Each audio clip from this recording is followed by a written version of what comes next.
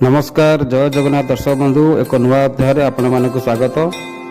आज आम गोटे एभली जगह को बुली जावा देखा जहाँकि आपण मैंने शुणिथिबे नयागढ़ जिला माँ वैष्णव देवी मंदिर जमीक आम कहूचे ओडिशा रे द्वितीय अयोध्या नयागढ़ फतेगढ़ राम मंदिर जमती आम कहूचे ओडिशार अयोध्या ठीक सेमिति वैष्णव देवी मध्य ओडिशा रे द्वितीय वैष्णवी देवी मंदिर।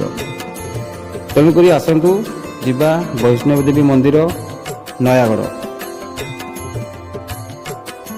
तेबे आपण देखुंती बर्तमान आम माँ वैष्णवी देवी मंदिर को जाऊँ पहाड़ उपर को चढ़ुचु बर्तमान धीरे धीरे पहाड़ को कटा कटा ताकू स्लोप करा जहाँ पर लोक मैंने चढ़ी जापर।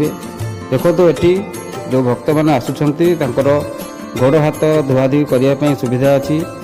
देखो बर्तमान माँ को गोटे गेट हो जोटा कि भल भाव या तार तैयारी काम चली।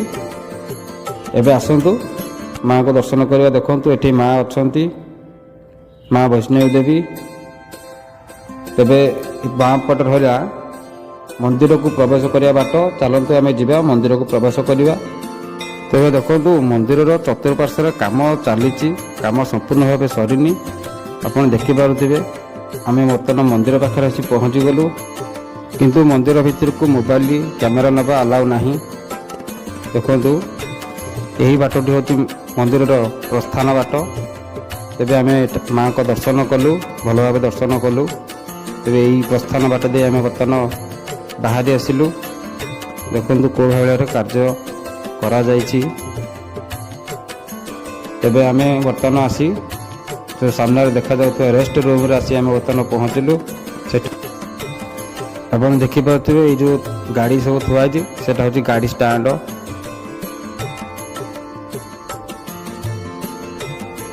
तेबे दर्शक बंधु जगहटी बहुत शांतिपूर्ण जगह और से जो रेस्ट प्लेस कराई सेठी बसिले बहुत आनंद लगुच। आपण पहाड़ चढ़ी थका से आप रेस्ट नहीं पारे।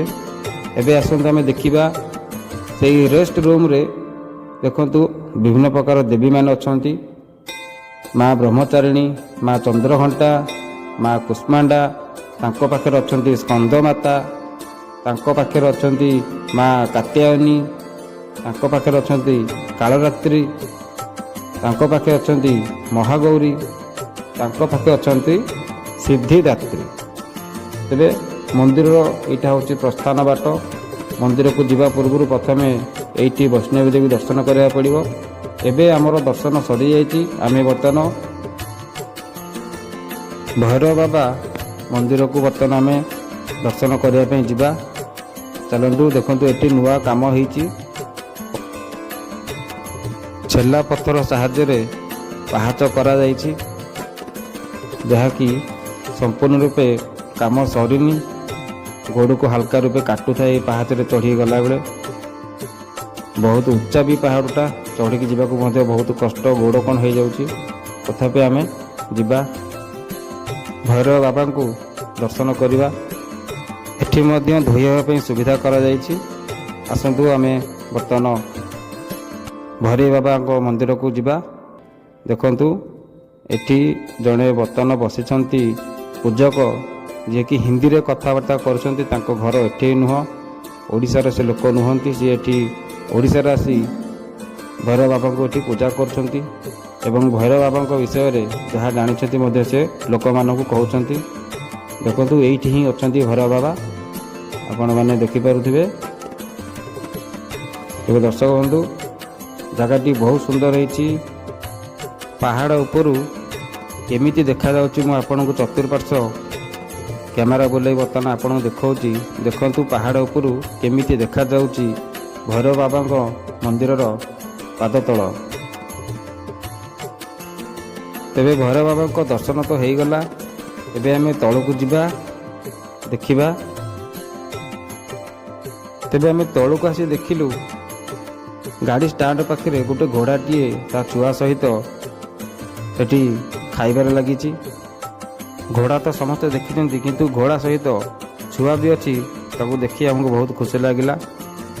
जा हो ଘୋଡ଼ା ରହିବା ଦ୍ୱାରା ଲୋକମାନଙ୍କର ଆକର୍ଷଣ ମଧ୍ୟ ବଢ଼ୁଛି। ଖାଲି ଘୋଡ଼ା ନୁହନ୍ତି, ଏଠି ବତକ ମଧ୍ୟ ରଖାଯାଇଛି। ଦେଖିଲେ ବହୁତ ଖୁସି ଲାଗୁଛି। ତେବେ ଦର୍ଶକ ବନ୍ଧୁ, ଭିଡ଼ିଓଟିକୁ ଏଇଠି ମୁଁ ଶେଷ କରୁଛି। ଯଦି ଆପଣଙ୍କୁ ଭିଡ଼ିଓଟି ଭଲ ଲାଗିଥାଏ ତାହେଲେ ଲାଇକ୍ କରିବେ, କମେଣ୍ଟ କରିବେ, ସେୟାର କରିବେ ଏବଂ ସବସ୍କ୍ରାଇବ୍ କରିବା ପାଇଁ ଭୁଲିବେ ନାହିଁ। ରହୁଛି। ଜୟ ଜଗନ୍ନାଥ, ଜୟ ମା ବୈଷ୍ଣବୀ ଦେବୀ।